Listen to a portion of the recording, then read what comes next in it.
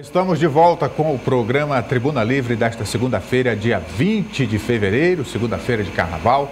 E como já foi apresentado aqui, o nosso convidado hoje é o professor doutor Minoro Quintara, diretor-presidente da Fundação de Cultura Elias Mansur.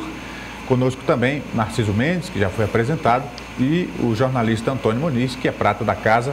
Quero dar uma boa noite a todos e, inicialmente, agradecer a sua presença aqui, professor Minoro Quintara, e já deixar o espaço para que o senhor também possa falar um pouco desse novo desafio, né? O senhor assume essa função no momento em que o país atravessa uma turbulência política com prejuízos em diversas áreas, inclusive na área cultural, né? Porque foi um governo passado, governo federal, negligenciou a cultura, isso é fato, e a própria pandemia como um todo também afetou a produção cultural brasileira. Então, é um desafio ainda maior? Eu quero agradecer aqui a oportunidade de estar aqui com o Narciso, com o Muniz, contigo, Rogério, poder bater esse papo aqui. Eu estou com esse novo desafio, recebi essa missão do governador Gladys Caneli de cuidar da política cultural do nosso estado. Eu estou muito otimista. Estive semana passada em Brasília com a ministra da Cultura, e que bom a gente poder falar, né? Ministra da Cultura, a Margarete Menezes, onde ela apresentou a estrutura do Ministério e também a política cultural que o MEC pretende implantar no nosso país. Então, estou muito, assim, com uma expectativa muito boa, e creio que a gente pode fazer um bom trabalho, né? Nós temos duas leis importantes, que é a Aldir Blanc e do Paulo Gustavo, que foram leis que foram criadas na pandemia e que serão executadas agora nesse momento, vamos dizer assim, se é que posso dizer, pós-pandemia, porque a pandemia ainda acontece, né? Mas mais leve, mais agressiva, menos agressiva. Doutor Quintara,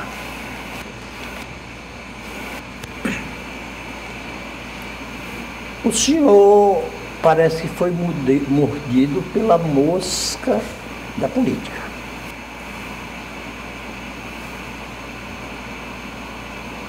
Mas a sua qualidade primordial veio do belíssimo exemplo que o senhor deu quando esteve à frente da reitoria da nossa universidade. Nós vamos falar de política. Vamos querer saber se o senhor ainda é candidato a quê, e quando e como. Mas, doutor Quintara, o que é que justifica o senhor que teve que tantas vezes ir a Brasília atrás de recursos, de apoio político para realizar a belíssima obra? Eu moro nos fundos da universidade, então sou testemunha ocular da sua administração.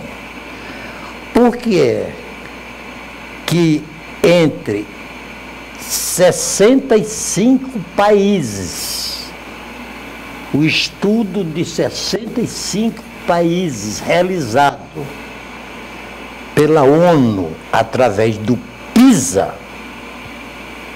a educação pública do Brasil se encontra no 53º lugar, o que para mim é a nossa maior vergonha.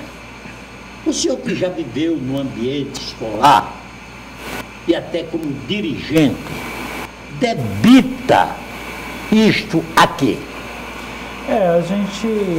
O Brasil, infelizmente, ainda não faz parte da OCDE, mas a OCDE criou o PISA, que avalia alguns países, dentre os quais o Brasil. E, de fato, o PISA, que é a nossa, vamos dizer assim, o nosso parâmetro internacional, porque no Brasil, se é uma coisa que o Brasil tem muito, é instrumentos de avaliação. Nós temos o Enem, que avalia o ensino médio, nós temos o ENAD, que avalia o ensino superior, nós temos vários mecanismos de avaliação. E o PISA, que o Narciso falou, é que avalia os países. E de fato, Narciso, e você, segundo dados do PISA, se você imaginar, vamos pegar aqui o aluno de matemática, de língua portuguesa, né, que sai do ensino médio brasileiro, ele termina.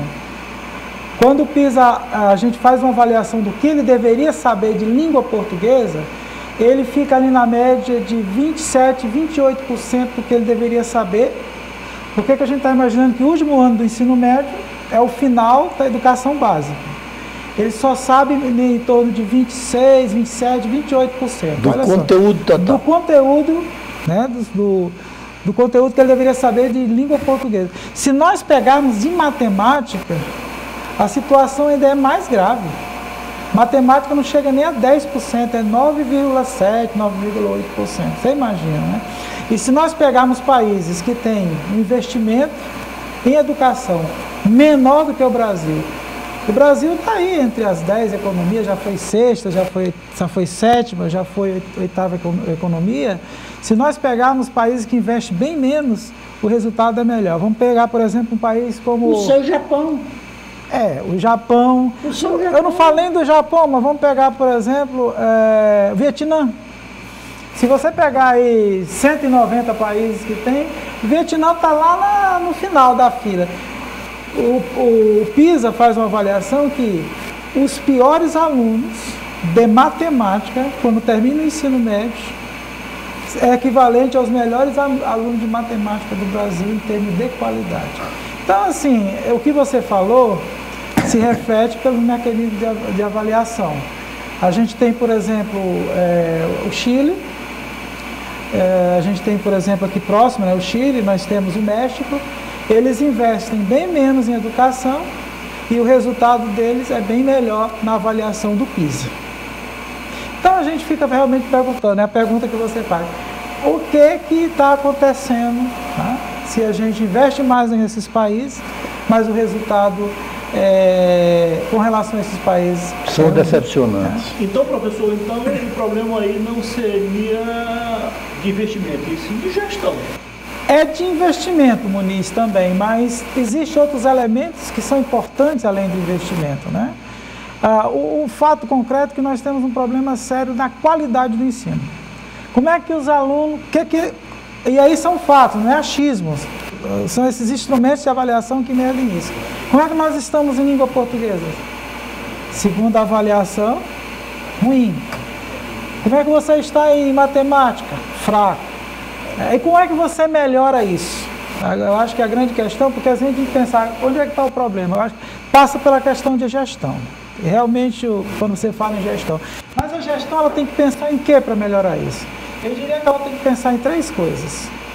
Tem outras, mas 3 principais. Ela tem que pensar, sim, em valorizar o profissional da educação, porque a gente sabe hoje que ser professor não é uma carreira atrativa. Realmente, ser professor hoje, nas universidades brasileiras, os cursos de licenciatura que formam os professores estão se esvaziando. Não é uma carreira atrativa. Por quê? Porque o professor não é valorizado financeiramente. Então, a gente precisa ter investimento nesse profissional no sentido de garantir salário digno para ele. Outra coisa que a gente precisa mexer é na estrutura das nossas escolas. A gente precisa, o profissional, para fazer um bom trabalho, ele precisa ter uma estrutura apropriada. Mas a gente precisa também de uma outra coisa, da formação continuada.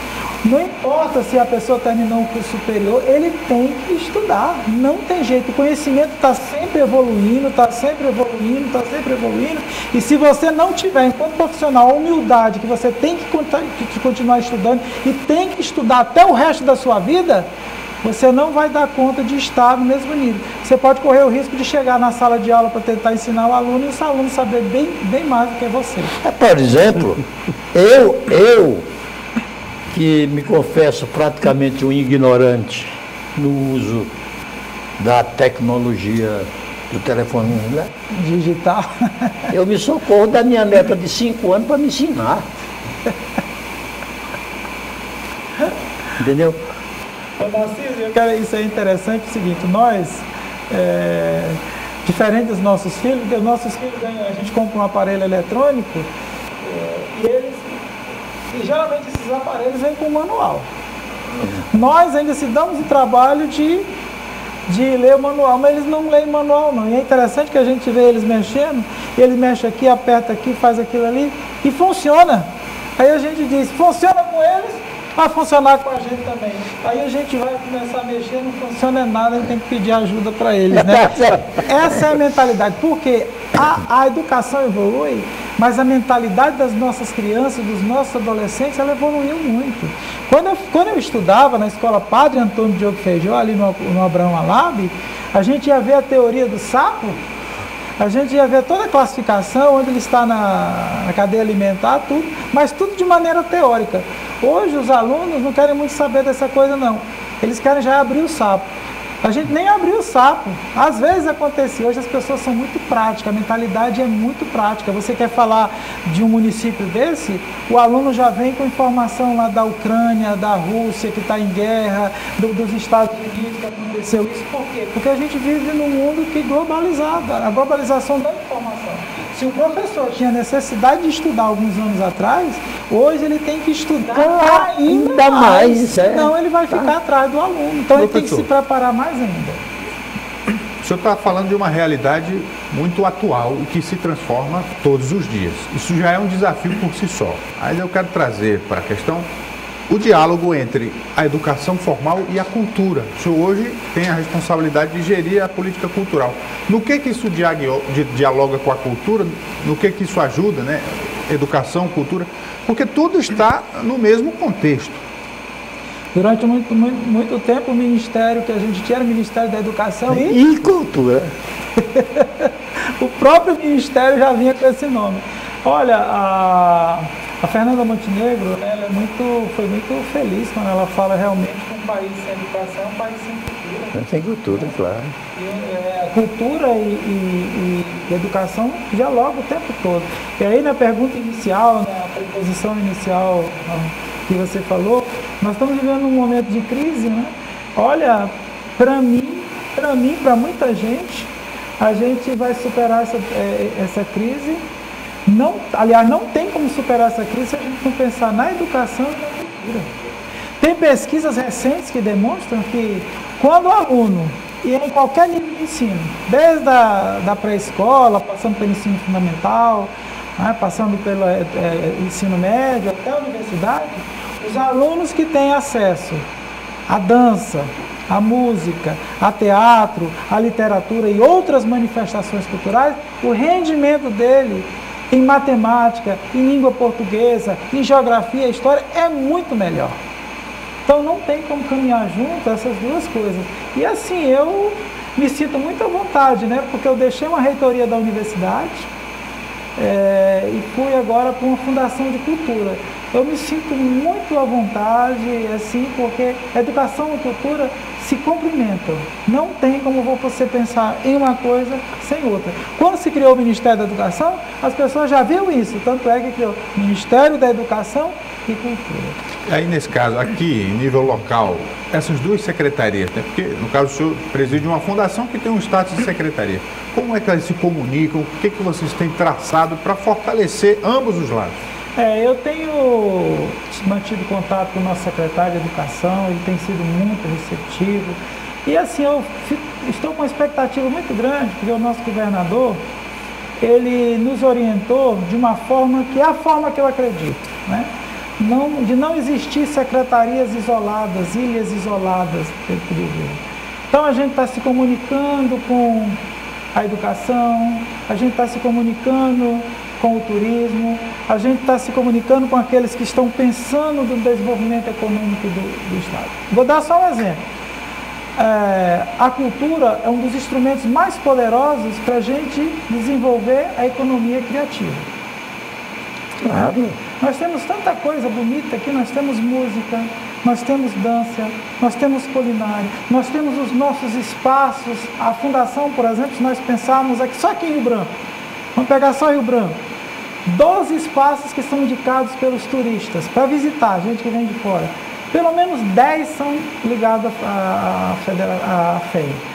O Cine Teatro Recreio, que vivia fechado e a gente quer abrir, um prédio que fica de frente para a Tagamileira ali. Aquilo ali não pode ficar fechado domingo, não pode ficar fechado sábado. Tem que ter eventos, ali o Cine Teatro Recreio, tem que abrir aquilo para a população, tem que ter música, tem que ter dança, tem que ter teatro, porque isso atrai as pessoas. Atravessou a ponte metálica, você chega ali no Memorial dos Autonomistas, a gente tem que reabrir aquilo ali. Eu lembro do Memorial dos Autonomistas um tempo atrás, porque ali, o Narciso sabe bem, ali tem o Teatro Ero Melo, teatro belíssimo, tinha o Teatro Café, que a gente tomava um cafezinho, escutava uma música, e tinha a galeria, que você tinha exposição de artista. Fechado. Não pode, porque o espaço é importante. O espaço é importante, mas mais importante do que isso, você tem uma agenda cultural que as pessoas possam estar ali, trazendo brilho, movimentando.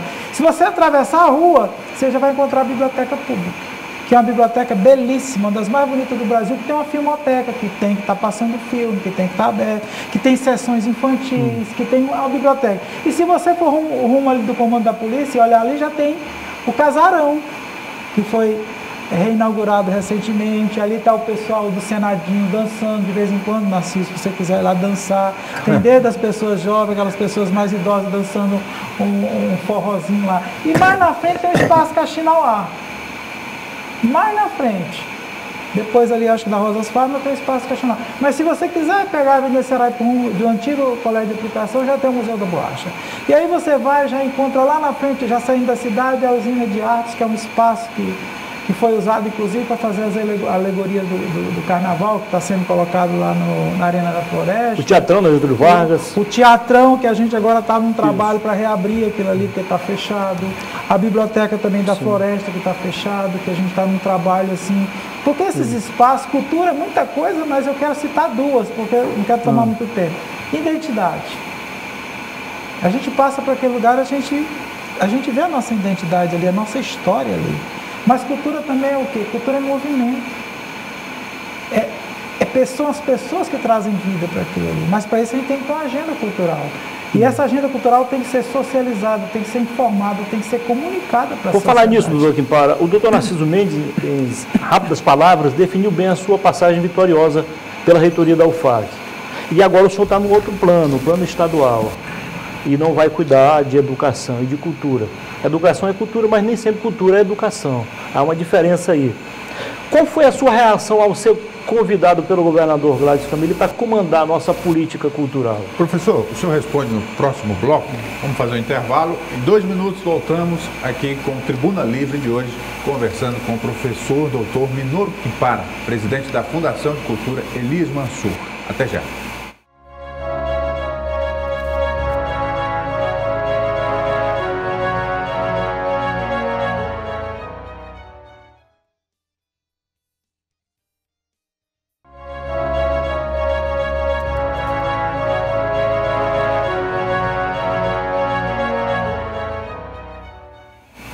Já estamos de volta com o programa Tribuna Livre desta segunda-feira. Agora, neste segundo bloco, a gente continua conversando com o professor doutor Minoru Quimpara, presidente da Fundação de Cultura Elias Mansur. Enquanto nós conversamos aqui, o nosso chargista Daniel Cabral está fazendo a charge do nosso convidado de hoje. E ao final do programa, nós vamos entregar a charge do professor Minoru a ele. O Daniel Cabral é um artista plástico que toda semana vem aqui e nos prestigia fazendo a charge do nosso entrevistado da semana. Aí o nosso artista, daqui a pouco vamos ver a obra-prima. Venceslau, mas vai ser impossível. Vai ser impossível atender o pedido do doutor Minoru. Qual é? O doutor Minoru quer que saia bonito. O doutor é elegante. No bloco anterior... Dá uma melhorada aí. O Antônio Muniz, no bloco anterior, deixou uma pergunta para o professor Minoru Quimpara, né, a respeito do convite que lhe foi feito, professor, e do que o senhor sentiu, né, nesse momento em que vai assumir essa responsabilidade, dar uma resposta ao governante, se aceita ou não o desafio. Eu fiquei muito feliz com o convite, e porque eu quero ter essa experiência de administrar, ter essa experiência administrativa na esfera estadual. Eu fui administrador de uma instituição na esfera federal e agora estou tendo a oportunidade. Mas eu fiquei mais feliz ainda porque eu fui convidado para trabalhar com as políticas culturais. Então, assim, a gente sabe da importância, do que a cultura significa. Nós sabemos, conhecemos uma boa parte dos fazedores de cultura do nosso estado. Sabemos que são pessoas realmente altamente politizadas, que sabem o que querem, sabem reivindicar quando quer também, sabem movimentar, sabem se organizar. E assim, eu fico feliz, porque na universidade também eu trabalhei com pessoas muito esclarecidas também, que sabem o que quer, quando quer, sabem buscar também, professores com mestrado, com doutorado, com pós-doutorado, diversas ideologias partidárias, diversas posições, diversas religiões, sem religiões, diversos times de futebol, nem todos eram flamenguistas não, viu, Muniz? Então assim, mas o bom é a gente trabalhar com toda essa pluralidade. E juntando toda essa pluralidade, com certeza a gente vai conseguir fazer um bom trabalho. Então, fiquei muito feliz e desafiado, porque o desafio é grande, mas eu não tenho medo de desafio. Dá para fazer um bom trabalho, o governador e sua equipe, os demais membros da equipe têm nos apoiado, e isso é que é importante, porque também sem apoio, sim, não tem como fazer um bom trabalho. Ô, doutor Quintana, sou engenheiro. E também já fui professor. Passei 6 anos, e eu fui professor 6 anos, no principal colégio lá de Rio Grande do Norte, de Natal. Inclusive aqui no Acre, para você ver como é que o mundo está pequeno, mesmo. Eu vim encontrar aqui no Acre 3 minhas ex-alunas. Eu vou fazer uma pergunta. Que o senhor seja bem preciso na resposta. O edifício da nossa educação pública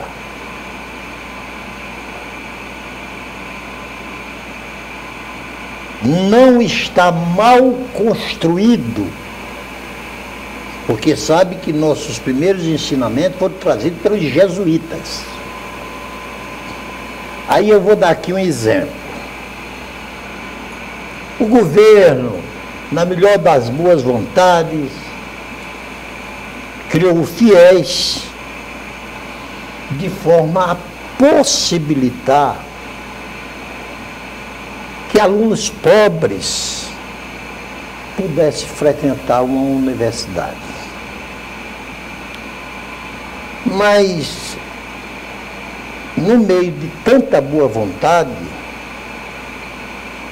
surgiu os espertalhões. E assim eu os denomino. Eu vou citar aqui um exemplo. O Brasil tem 1.240 faculdades de direito. Eu tenho em minha casa o nome de cada uma delas. No restante do mundo, inclusive toda a Europa, os Estados Unidos e o Japão, só tem 1.100 faculdades de direito. Você não acha que deveria haver um controle rigoroso na concessão da abertura das universidades de direito e, quem sabe, até de outras especialidades? Eu não só acho, eu tenho certeza que precisa ter esse controle, né? Realmente é algo que nos preocupa. Se nós pegarmos, por exemplo, o estado de São Paulo, as faculdades de direito que tem lá, praticamente é o que tem nos Estados Unidos todos, né? Eu acho que tem alguns cursos que realmente deveriam existir e não. É porque a educação, inclusive nós temos pesquisas que falam que no Brasil é um dos países mais rendosos para quem quer ganhar dinheiro com a educação. E na hora de aprovar esses cursos, infelizmente, Narciso, não se avalia as necessidades que os estados têm de alguns tipos de profissionais, né? E aí a gente fica com esse problema. E como é que a gente tenta corrigir isso? No caso do curso de Direito, com o exame da ordem, né? Porque aí você se formou, você é bacharel, mas só pode exercer se passar, só pode ser realmente se passar no exame da ordem, né? Ainda bem. Pois é. E você exige isso para o advogado, mas você não exige para outras profissões, né? Outras profissões você se formou na universidade, você já pode atuar. Tenta fazer esse controle pelo exame da ordem. Mas o controle não deveria ser feito, na minha opinião, não deveria ser feito pelo exame da ordem. Deveria ser feito, de fato, pela quantidade de curso. O curso de Direito é importante, o profissional do curso de Direito é importante? Com certeza é. Como é o profissional da área de pedagogia, de história, aqui eu não estou desmerecendo. Mas a gente, por meio de uma política pública séria, deveria sim haver esse controle. Alguns cursos deveriam existir em mais quantidade, deveria ter autorização do Ministério em mais quantidade, e outros deveriam restringir, de fato. Uma alta autoridade da OAB aqui, do Acre, me contou que existe 3.200 bacharéis com diploma pendurado na parede e não passa no exame da ordem dos advogados. Então, para que serviu a formatura desses Mas tem um contraponto aí, doutor. É de fato, eles não passam e advogam.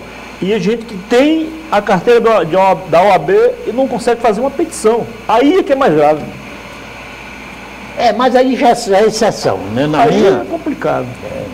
O doutor Minoro, o senhor já ouviu falar várias vezes e certamente vai continuar a ouvir a seguinte frase: no Brasil a cultura sempre fica em último plano. Entra governo, sai governo, isso. O senhor vai ouvir já isso. Como é que o senhor vai reagir e o que o senhor vai fazer para mudar essa realidade? É o que a gente tem que fazer quando a gente assume qualquer instituição que tem uma responsabilidade, é trabalhar muito para deixar a nossa contribuição. Eu estava reunido hoje com o nosso pessoal lá da Fundação, reuni o pessoal dos espaços e falei para ele, é o seguinte, aqui eu não sei quanto tempo eu vou ficar na presidência. É um cargo político, né? E cargo político, Narciso sabe, vocês sabem, você pode estar hoje, quando não pode estar amanhã. Mas, porque é passageiro. Mas se a gente for pensar profundamente, a própria vida é passageira, né? A gente tem um prazo de validade aqui, né? A gente só não sabe exatamente o dia que a gente vai partir, mas todo mundo sabe. O mais importante não é saber qual é o nosso prazo de validade. É importante saber, sim, para a gente não perder tempo, não ficar concentrado em coisas mais ou menos. Mas o mais importante é, durante essa nossa passagem por aqui, qual é a contribuição que a gente vai deixar. Narciso falou que encontra de vez em quando ex-alunos dele. Poxa, como é bom você encontrar um ex-aluno no supermercado, numa feira, e ele diz assim, você vê que ele é um cidadão de bem, ele está ocupando um determinado cargo, ele está exercendo uma profissão assim, está feliz, é um bom cidadão. Você diz, como professor, eu ajudei na formação, na vida dessa pessoa. Você falou da universidade, Narciso, e assim, eu agradeço a gentileza sua quando você se refere à nossa gestão lá. Poxa, como gestor, eu deixei a minha contribuição, né? Não fiz tudo, mas deixei a minha contribuição. Como presidente da Fundação Elias Mansur, eu quero deixar a minha contribuição. Nós queremos deixar a nossa contribuição. Vamos resolver todos os problemas? Não. Vamos deixar todos os fazendores de cultura satisfeitos? Com certeza não. Mas nós queremos sair de lá com a cabeça erguida e assim como os outros que passaram por lá, aquilo ali tem uma história, muitas pessoas já foram presidentes e fizeram um trabalho. E aqui nós queremos ter a oportunidade de fazer o nosso trabalho. E o que a gente pretende ali? Respondendo mais objetivamente, a gente precisa fazer fazer com que a cultura seja mais inclusiva. Por exemplo, nós temos vários editais. Vamos ter agora novamente a Audiblan 2 e a Paulo Gustavo, que vem uma quantidade significativa de recursos do governo federal aqui para cá. Nós precisamos que outras pessoas que não apareçam nesses editais, contempladas, por exemplo, que tenham recurso para suas atividades culturais, que nunca foram contempladas, possam ser contempladas.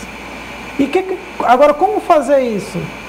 Vamos fazer oficinas, vamos orientar essas pessoas, porque Narciso, às vezes o camarada tem um projeto de violão, toca violão, canta muito bem, mas não sabe ler nem escrever. Justifica ele ficar fora porque não sabe preencher uns formulários, porque não sabe fazer uma justificativa, porque não sabe fazer uma prestação de conta? Por que uma fundação não pode apoiar esse projeto? O camarada trabalha com artes plásticas, trabalha com artesanato e não conhece essa burocracia, essas coisas, muitas vezes essas regras. Às vezes nós temos indígenas que muitas vezes não têm esse contato muitas vezes com a nossa escrita, com as nossas formas, nossos procedimentos. Por que a gente não pode fazer algo, avaliar pelo que ele fala, pela voz dele, ao invés de que tudo tem que estar escrito, tudo tem... Então a gente tem que criar mecanismos para que esses editais sejam mais inclusivos. Pessoas que nunca se viram, para não ser sempre os mesmos, sabe? Sim, sempre as mesmas pessoas que são contempladas e aquelas pessoas que nunca são vistas, que estão aí nos bairros, às vezes nos bairros mais distantes, fazendo um trabalho, fazendo muitas vezes um bingo, fazendo muitas vezes um sorteio para conseguir um recurso para um tipo de atividade cultural, ficam fora. Então, como nós fizemos na universidade, levar o curso na universidade para Marechal Thaumaturgo, para Santa Rosa, para o Jordão, tinha que chegar lá na CIS, porque não tinha como vir aqui, então a gente tinha que chegar lá. Então, o nosso papel ali vai ser muito de fazer isso, né?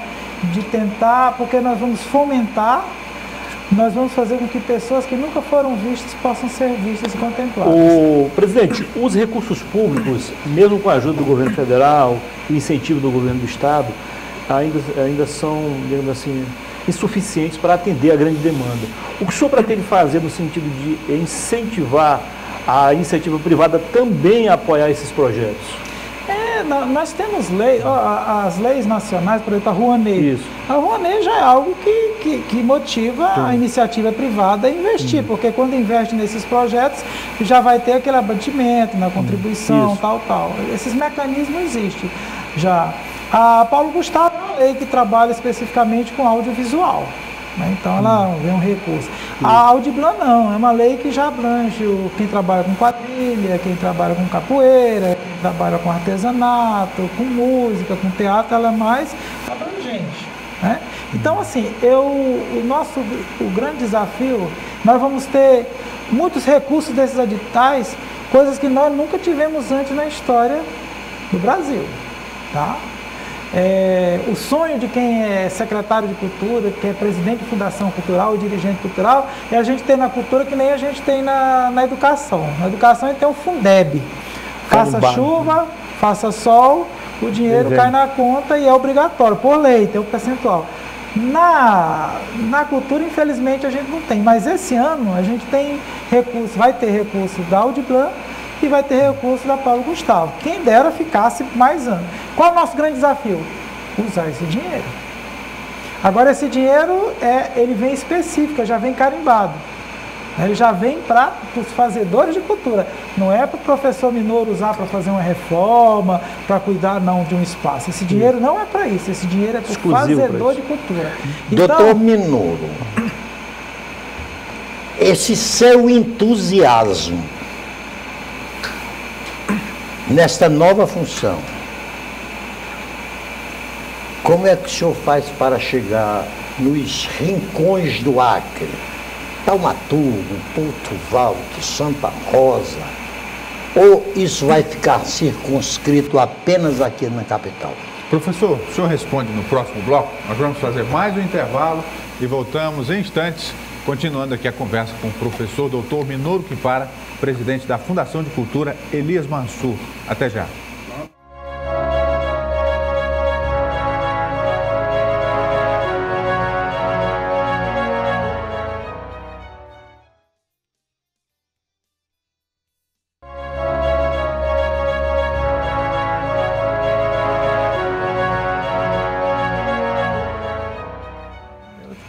Já estamos de volta para o último bloco do programa Tribuna Livre, hoje conversando com o professor Dr. Minoro Quim-Para, presidente da Fundação de Cultura Elias Mansur. No bloco anterior, Narciso Mendes perguntou sobre o desafio de levar a cultura até os rincões, as regiões isoladas do Acre. Narciso, eu vou pegar um exemplo para ser bem rápido da Paulo Gustavo, né? Tem um recurso que vem para ser gerido, para ser disponibilizado pelo Estado, todos os estados vão ter, e para as 5.570 prefeituras que nós temos no nosso país. A nossa preocupação é essa. Por quê? Porque em alguns municípios, eu não posso dizer exatamente quais são esses municípios agora, vai chegar um recurso desse e como é que vai ser feito para utilizar? Porque a ausência do dinheiro é um problema. Mas quando você não tem dinheiro e de repente vem um recurso muito grande também, você precisa, pode ser um problema também, se você não tiver organizado. Então, nosso objetivo, nós estamos aí já com o nosso time, já preparando uma agenda para ir ao interior, aos 22 municípios, conversar com os secretários municipais de cultura, naqueles municípios que tem. Se não tiver secretário, porque nem todo município funciona dessa forma, mas o responsável para já ter uma equipe lá, para quando o dinheiro, a Paulo Gustavo, por exemplo, a partir de março, nós já vamos ter os editais. Então, e tem que ser rápido. E assim, quando o município não usa, repassa para a gente, para o Estado. E obrigatoriamente, aí, ou seja, a nossa responsabilidade aumenta. Então a gente quer ser preventivo, nós vamos ser preventivos. Nós já estamos fazendo essas agendas para levar uma equipe, para passar as orientações, como tem que proceder e tudo, porque assim, recurso vem, mas tem uma norma, tem critérios que tem que ser obedecidos. Então é uma maneira da gente poder fazer com que lá em Marechal Thaumaturgo, lá no Jordão, lá em Santa Rosa, esse dinheiro possa chegar e possa ter pessoas preparadas, capacitadas para saber operacionalizar. Senão o dinheiro bate lá e volta. Dentro dessa linha de liberação de recursos para a cultura, tem também, que também é cultura, desporto, e às vezes, não agora, mas no passado recente, há uma espécie de guerrinha entre a turma do desporto e a da cultura. Como é que o senhor vai fazer para buscar o ponto de equilíbrio e tentar agradar a maioria? A fundação ficou com a parte de cultura, né? Eu acredito a parte de esporte.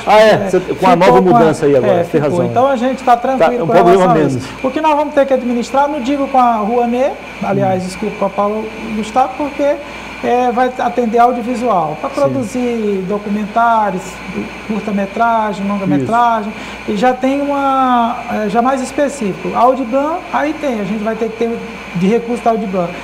Editais para contemplar o pessoal da capoeira, nós vamos ter que ter editais para contemplar o pessoal da dança, nós vamos ter... E aí, de fato, nessa hora de discussão, né, é normal, vamos dizer assim, que cada um quer puxar. Não, nós queremos mais... Quando a gente for discutir, por exemplo, o Fundo Estadual de Cultura, recurso do fundo, cada um vai lá que quer mais pro seu, isso é normal, né? O pessoal do teatro é mais... Enfim... Mas o gestor, ele tem que saber e tem que estar preparado para administrar essas coisas. Doutor Minoro, eu estava vendo a hora terminar o programa. O Rogério, meu Deus. E nós não falávamos naquilo que é do meu, do seu e do nosso interesse. Eu, há 40 anos atrás, fui deputado estadual, quer dizer, eu tenho uma experiência, se eu não aprendi, foi porque eu fui muito burro, mas vivi o tempo suficiente para aprender que em política, a primeira preocupação de um candidato é com sua base eleitoral. Quando o senhor saiu candidato a prefeito de Rio Branco, eu tenho certeza absoluta que os alunos da UFAC majoritariamente votaram no senhor, que a sua base é onde você convive. Aí foi candidato a deputado federal, obteve uma belíssima votação. Espero que ela seja um estímulo e não um desestímulo para suas futuras pretensões. E essa televisão, a matriz dessa televisão é a TV Cultura. Que coincidência, né? Aí se você me pergunta por que você trocou o SBT pela TV Cultura? Porque essas grandes empresas de televisão, e aqui não vou citá-las, nos obrigam a passar 23 horas e meia por dia de enlatados produzidos no Rio e São Paulo. E a TV Cultura, ao contrário, obriga que nós dispensamos 3 horas por dia para a cultura local. É por isso que o senhor está aqui. Opa! Talvez se nós ainda estivéssemos filiados ao SBT, nós não dispuséssemos deste horário. Então, não só ao doutor Minoro, mas a qualquer autoridade desse Estado. E eu quero deixar franqueado, embora os convidados, quem faz não sou eu, são os apresentadores, para que o senhor ocupe o máximo de tempo que o senhor pretender para melhorar a cultura do nosso povo, porque nós estamos dela a carecer. Narciso, em 2018 eu fui candidato ao Senado, porque nós queríamos apoiar alguns projetos da universidade, como o hospital universitário, como o nosso parque tecnológico, como a ampliação dos cursos. Foi um momento assim, nunca tinha enfrentado um desafio como esse. Fui candidato ao Senado, com nomes já tarimbados da política, um nome forte na política. Tirei 112.989 votos. Está vendo? 112.989. Porque não venci a eleição, mas fiquei muito feliz, porque a universidade só tem 11.000, 12.000 alunos. Então, 112.000 está bem além do que a universidade tem. Então, seus alunos foram bons boateiros. Agentes multiplicadores. O trabalho, né? O trabalho que a gente faz, um bom trabalho. Graças a Deus que a equipe fez. Depois eu fui candidato a prefeito, fiquei em 3º lugar. Teve até momentos que eu liderei nas pesquisas, estava disparado. Em algumas pesquisas eu ganhava no primeiro turno. Mas a política é muito dinâmica, os ataques vieram, acabei ficando em 3º lugar. E agora, na última eleição, fui candidato a deputado federal. 3 candidatos com menos votos do que eu estão em Brasília, na Câmara. E eu fui, inclusive, o 2º mais votado aqui na capital. É por isso que as pessoas ficam perguntando assim, Minoro, tu vai ser candidato? Minoro, tu é candidato? Eu sou candidato a fazer um bom trabalho na FEM. Eu não estou pensando em ser candidato na próxima eleição. Agora, eu estou num time. O meu foco, o foco da minha equipe é fazer um bom trabalho. O governador me deu essa missão, o governador Carlos Camilo. Você vai para a cultura, você vai cuidar da política cultural e eu estou lá para isso. Estou num time. Se por acaso, lá na frente, o treinador que está no nosso time falar, tem uma missão, gostaria de convocar você para essa missão, estou à disposição.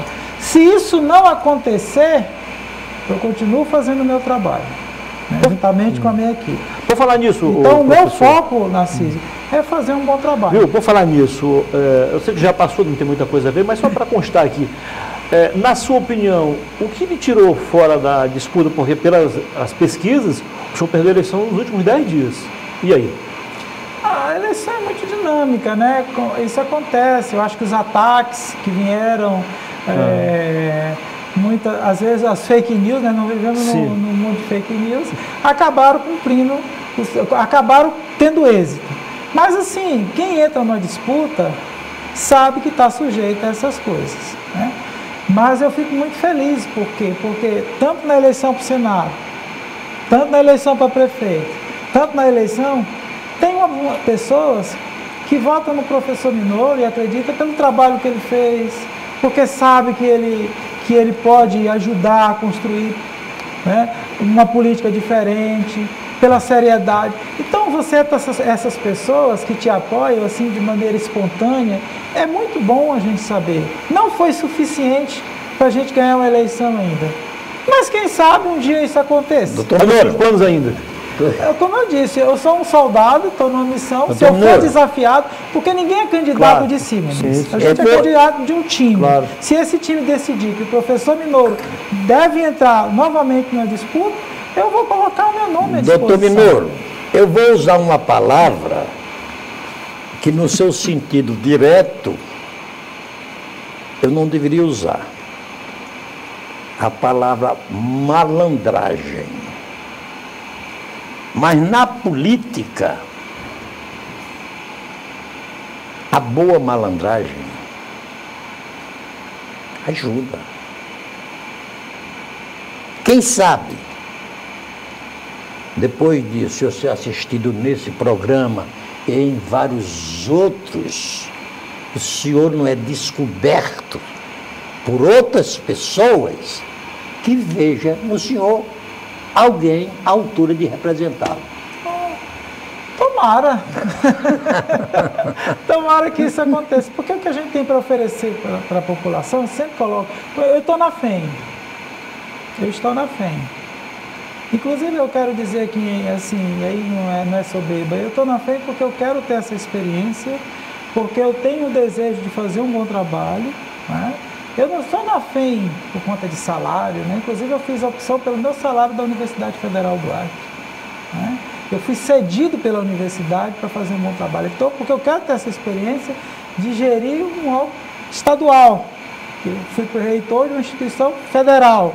Então o Estado deu um secretário custo zero. E eu quero fazer um bom trabalho. E nós estamos montando uma equipe para isso. E o que nós temos, eu ofereci quando fui candidato ao Senado, quando fui candidato a prefeito, quando fui candidato a deputado, foi trabalho, Narciso. É isso que eu tenho, né? Eu sou de família simples, eu sou professor, né? Eu não tenho essa coisa assim, não sou de família tradicional do Acre, não sou filho de fazendeiro, não sou filho de industrial, a pessoa sabe, eu ganho a minha vida, sustento meus filhos com o salário que eu ganho, eu e a minha esposa nós ganhamos de professor. Então o que eu tenho para oferecer no momento de uma disputa eleitoral é o trabalho e o desejo que eu fiz na universidade, que as pessoas conhecem, e o desejo que eu tenho de contribuir, porque cultura depende da política, educação depende da política, saúde depende da política. Tudo depende da política. Ah, que política? Enquanto a gente estiver aqui com o pé nessa terrinha, querendo ou não, admitindo ou não, aceitando ou não, nós dependemos das políticas. Platão dizia que quem não gosta de política é governado por quem gosta. E é assim, são assim que funcionam as regras. Professor, nós queremos agradecer a sua vinda ao programa, estamos já nos encaminhando para o final. Mas antes de encerrar com suas palavras, eu quero chamar aqui o Daniel Cabral, nosso artista plástico, que toda semana vem aqui fazer uma charge, uma caricatura dos nossos convidados. Olha, rapaz, ei, eu fiquei bonito, hein? Mostra aí, Olha aí, doutor. Narciso, ó. Tá vendo, Narciso? Deu uma melhorada boa, hein? Olha. Valeu a pena a recomendação, né, professor? Daniel, parabéns, viu? Rapaz, o Roberto Carlos pensa que ele é o cara, mas o cara é você, viu? Agradecer a presença do nosso diretor superintendente do Complexo O Rio Branco de Comunicações, doutor Narciso Mendes, que é titular do programa, o Antônio Muniz, jornalista prata da casa, convidado de hoje, e o professor doutor Minoro Quimpara, que a partir de agora está à frente da Fundação Elias Mansur, a quem nós desejamos sucesso nessa missão, professor. Eu agradeço. Como o Narciso falou que a gente tem 3 horas, né, para a cultura, então eu já estou me convidando para outras vezes aqui, quando a gente for apresentar a nossa agenda cultural. Ótimo. Né? A gente faz questão de vir aqui, ou eu, ou outras pessoas que trabalham com a gente, para divulgar. Porque não adianta só fazer. A gente tem que falar para as pessoas onde vai fazer, o horário que isso vai acontecer, criar uma agenda cultural, senão as pessoas não ficam sabendo. Se não ficam sabendo, não vai participar. Então eu agradeço, viu, Narciso? E agradeço o Muniz. O Muniz é flamenguista, né? Também. Somos bom. Flamenguistas. Exatamente. O Rogério eu nem vou falar, mas é uma alegria estar aqui e bater esse papo com vocês aí. Muito obrigado pela paciência, pela atenção. E assim a gente encerra a edição desta segunda-feira do programa Tribuna Livre. Eu lembro que se você não viu o programa na íntegra e quer revê-lo, amanhã, terça-feira, o programa será reexibido ao meio-dia. Para você, um ótimo carnaval, uma ótima semana e até a semana que vem.